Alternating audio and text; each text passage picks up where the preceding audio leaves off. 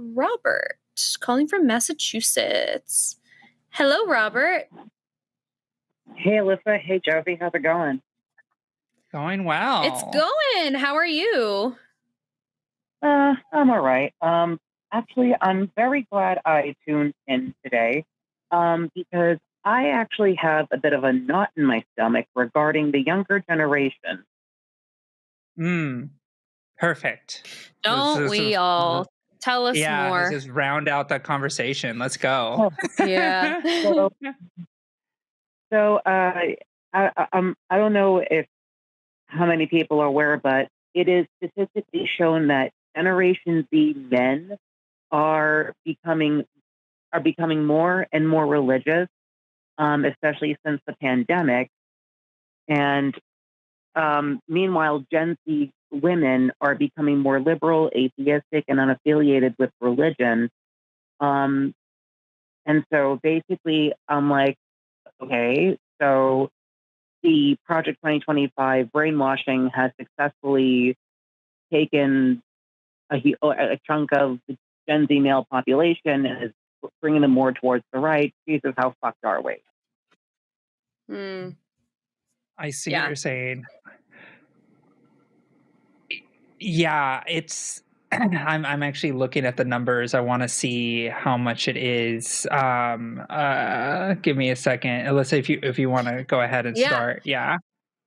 It's tough because it's like, as we've been talking about the whole conversation around trying to figure out how we get men and women to sort of like be on similar pages so that people can be in relationship with each other, and male loneliness and like all of that stuff.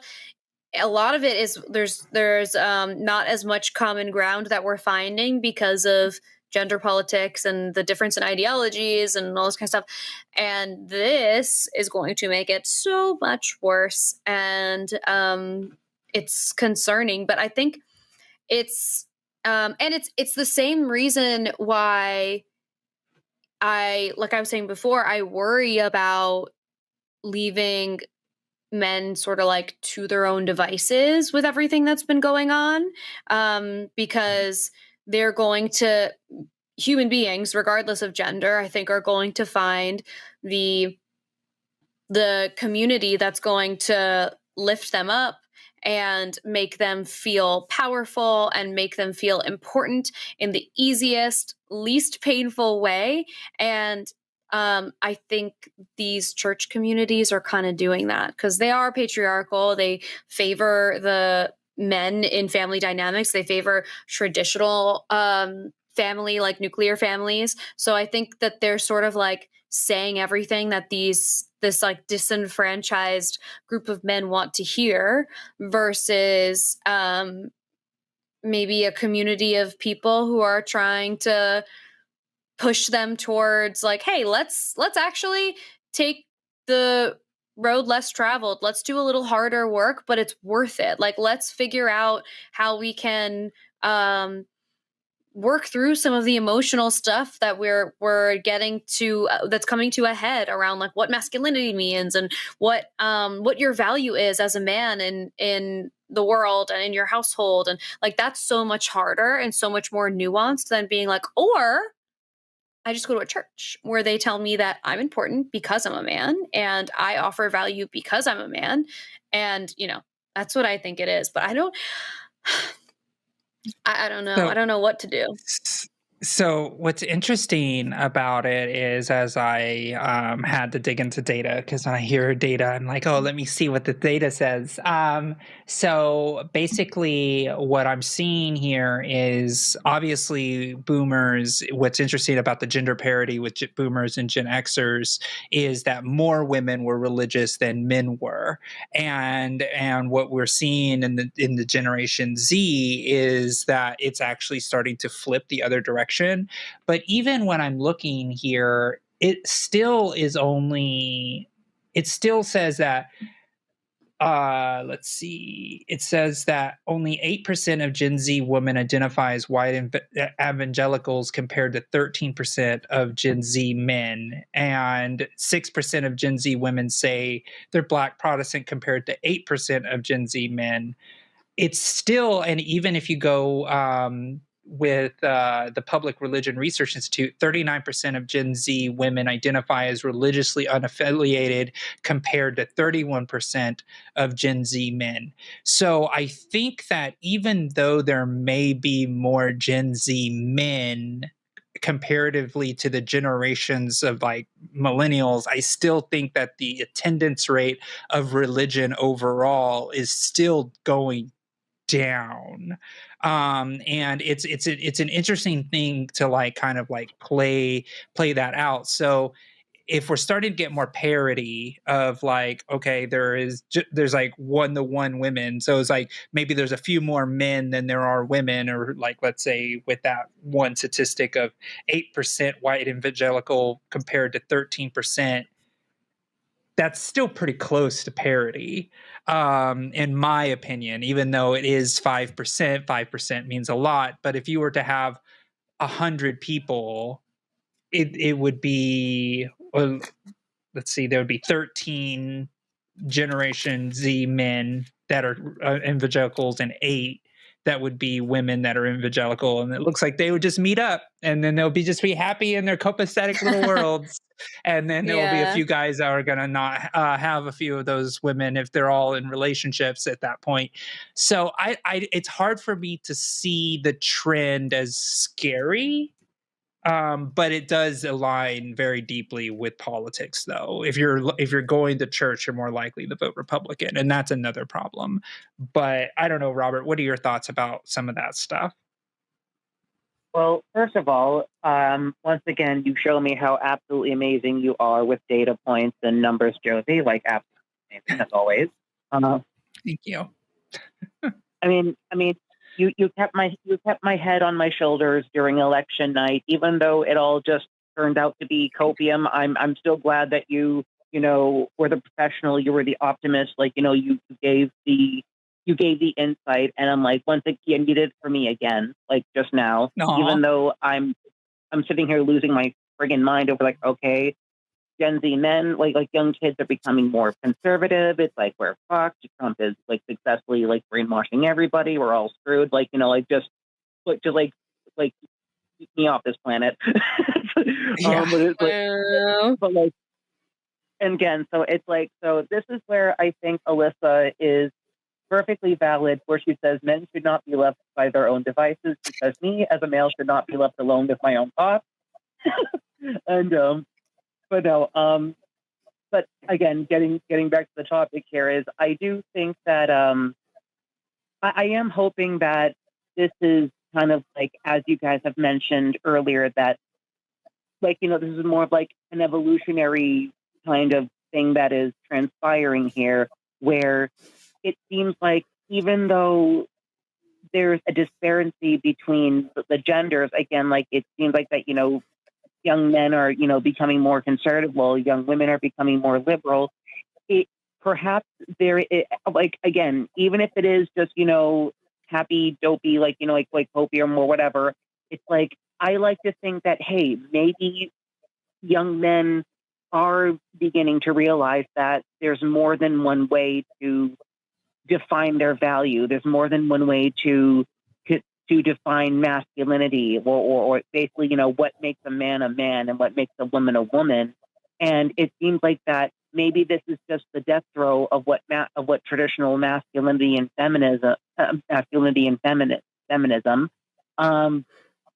or femininity. I don't know the word. I know feminism as a movement. Anyways, basically, you get my point. And then it's like, maybe yeah. we're kind of like on the throes of what the traditional definitions are, and maybe, I mean, if not Gen Z, then hopefully Gen Alpha will basically kind of like really kind of help. I don't want to say reinvent the wheel, but kind of like take us on that new. How do I say without sounding wooey? It's like take us on like the new plane of awareness or trying to I avoid hope saying so, plain. but the Gen Alpha to me, I feel like I should write a book about it, but I think Gen Alpha is going to be the generation AI, and I am super worried about that. I'm so worried Really? about that because think about it, like Gen Alpha people are going to be only remembering when AI exists. Right? Like they're not Mm, like that's something like I think about a lot as well, not to bring it down, but no, I do agree with you that when we look at trends and we look at how things are going, it is quite scary. I will say this though, and here is that hopium from that election night type situation.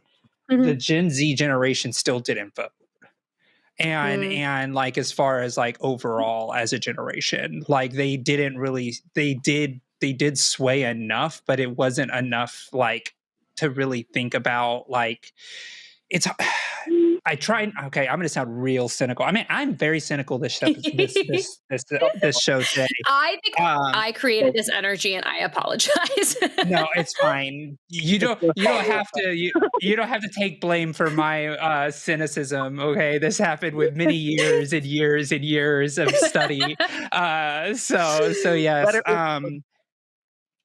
So essentially, the way when I was studying in college back in forever ago and studying political science, I had this I called it it's a it's like a college student theory. I haven't done any data or research to find this, but I've always said there's something called a generational lag.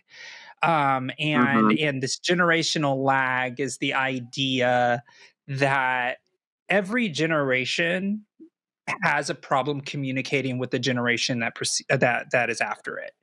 And boomers didn't know how to talk to Gen Xers don't know how to talk to millennials don't know how to really talk to Gen Zers that well. It's a little bit better but not great. And then Gen Zers don't know how to really talk about to Gen Alpha right now either. So this generational lag creates a problem in political action. So if the generation like millennials, for example, who are going into their 40s, mid 40s in that period of time, and then late mid 30s, um, we have a problem telling the Gen Zers that you need to vote a certain way because the world is literally burning down. And we've seen it for 15 years or 20 years at this point. And we're trying to explain to Gen Zers, like, no, you can't vote that way because if you do, it's just going to add more to the problems that I already saw. But young people, and it's generational lag, don't understand what we're trying to say. When we say, oh, XYZ is happening, the Gen Zer is like, I haven't seen that happen. Like, you got to think about the fact that there were Gen Zers that voted in this last election that didn't even remember because they were too young when 2016 election happened, when the videos were coming out about grab them by the pussy, all of the videos and everything that came out with that, they didn't even remember that existed. So for us, like the Trump administration in 2016 was very real, very visceral, and we saw the Muslim ban, we saw all of those things. So when we were trying to tell Gen Zers, hey, like, look, this is a problem and this is what we saw, the Gen Zers generational lag didn't have the ability to understand what we were trying to say. So therefore they didn't vote. They didn't see the value in voting at a high level. And yes, it's almost like clockwork. Every generation that comes into voting, it's always low voter turnout. It's almost like gravity at this point in political mm, science. It's like people under the age of 24 just don't vote. Don't waste your time politicking to them because they're never going to talk to you, which feeds into the problem, right? It's like, mm, oh, don't talk to the young people because they won't vote for you. So therefore, we won't campaign to you. So therefore, you definitely won't vote for me, is kind of like a self-fulfilling prophecy in a lot of ways. But there are so many candidates that I know personally and I've seen and throughout my career that were like, I'm going to run a Gen Z campaign, or I'm going to run a very young millennial based campaign. And what do we get? One Maxwell Frost, right? It's one. mm. We get one. That's all we get, because he's the only one that's a Gen Zer in Congress. And because the likelihood of Gen Z actually shifting an election is so low that political professionals won't even waste their time. And I think it's a problem. But there's only a limited amount of resources. So if you're trying to get votes as fast as you can, you're going to go to the people who always vote, because that's the best bang for your buck, rather than having to spend $25 on one voter to get them to vote because they're young. You only have to spend $5 a voter for somebody who votes all the time. So it becomes a math problem, because that's all campaigns are. They're math. And so you have to make the decision as a campaign professional on who your target audience is going to be. So I know I really just went way off the bend here on the conversation initially about rigidosity in younger men rising.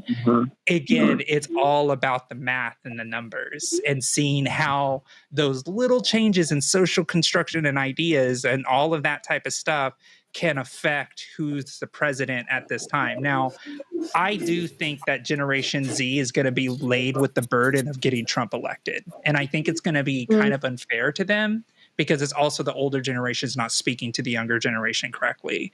So we bear just as much as the burden as Gen Z, but I think people are going to hold Gen Z to a very harsh light, because they made this decision. And but they still voted overwhelmingly Democrat. So it's hard to say. Yeah, and let's be perfectly truthful here. The Democrats were not at all inspiring this time around. They still aren't. They still aren't. Yeah. They still aren't. They don't get it. And again, I'm going to always, unfortunately, because we live in reality, I'll vote for the lesser of two evils, but they need to step the fuck up. They need to step down and just let other people take over. Like, you know, that's where we are. And, you know, the Democrats are doing a victory lap right now because Elon Musk happened to speak against Trump's bill. And like, oh my God, this is the greatest thing ever. I agree with Elon Musk. It's like, you are the problem. Like, you know, it's like now you're going to be like, oh, look at the infighting. Ha ha ha. It's like, do something about it. Just don't point and laugh. Like, it's really. I'm having to write a report at work right now about what we do about the Democrats, and it's driving me bonkers. I couldn't envy you less. That sounds like my nightmare, actually. It is. And I trust you so much with it. I would die. Maybe we should just let Gen Alpha make Ghost in the Shell real. I mean, do they have any choice? I think AI is going to control them to do whatever that we need, because there's no critical thinking left. I mean, now I'm getting into doomsday stuff, but honestly, I hope that Gen Alpha understands and looks at the other generations and being like, I don't want to be glued to the phone like all these other folks. I have a Gen Alpha niece, and she is 13, or she's about to be 13, and she does this thing where she I would be like, well, you know, I'm gonna send this to you, and she's like, well, I'm not really on my phone that much. I'm like, what? She's like, I try not to be on my phone that much. And I'm like, really? She's like, yeah, it's kind of annoying. I'd rather go be with my friends and do cheerleading practice and actually do all that type of stuff. So she gave me a lot of hope. I'm like, oh my God, you're definitely my niece, and I love you so much. And she is been very, very clear about the fact, and she was telling me, because she has a little sister who's 8, and so she is just, I talked to her, I'm like, you see how she's on YouTube all the time? And she's like, yeah, I know, it sucks. And I'm like, and then she told me, she was like, but I was on YouTube all the time, and I realized how much it sucked, and I stopped. And I'm like, interesting. So it's like, I don't know if that's going to happen to everybody, but it was something that I got a little bit happy about, and I was like, ooh, maybe. So we always need to have hope in the youngest generation. We always got to. If we don't hope, then we're screwed.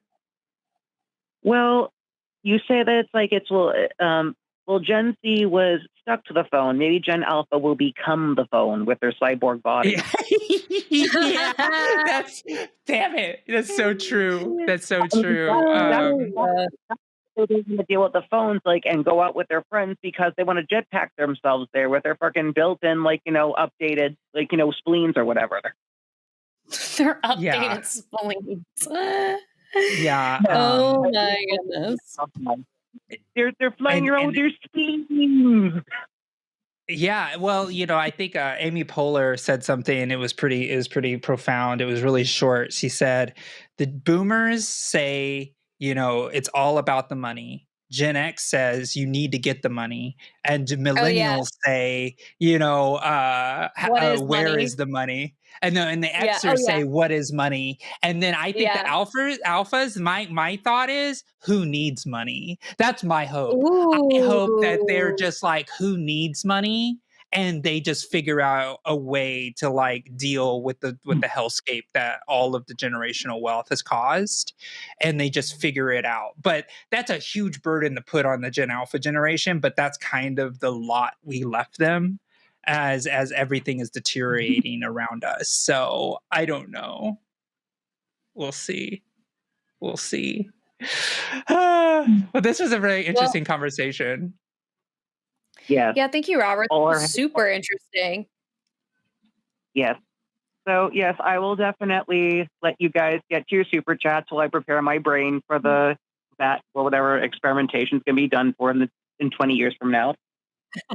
Yeah, exactly. We gotta power up. We gotta power up those batteries, Robert. We gotta power those batteries with our bodies. Yeah. Just linking arms, and we're just all powering one battery that lets the supercomputer rule the world.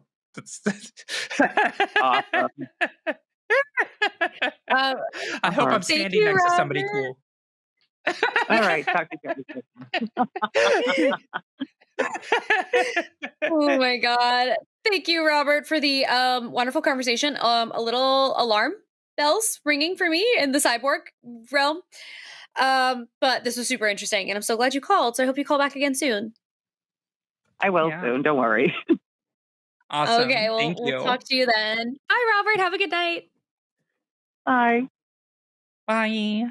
Hello, and that was, if I had to say, probably the worst clip I have ever seen on the line. Frankly, that was terrible because they say a lot of facts, but we have alternative facts on our side. Now, do remember that if you are seeing me next to some woman who, frankly, not impressed, but if she were to laugh, that would be an endorsement of me, Donald Trump. A laugh is an endorsement, so do not smile or your face will crack. Don't do it. You can't do it. Okay, I really thought she would break by now, so it's kind of ruining the bit I'm trying to do here. But you can like, you can subscribe. Oh, there it is. She endorsed me.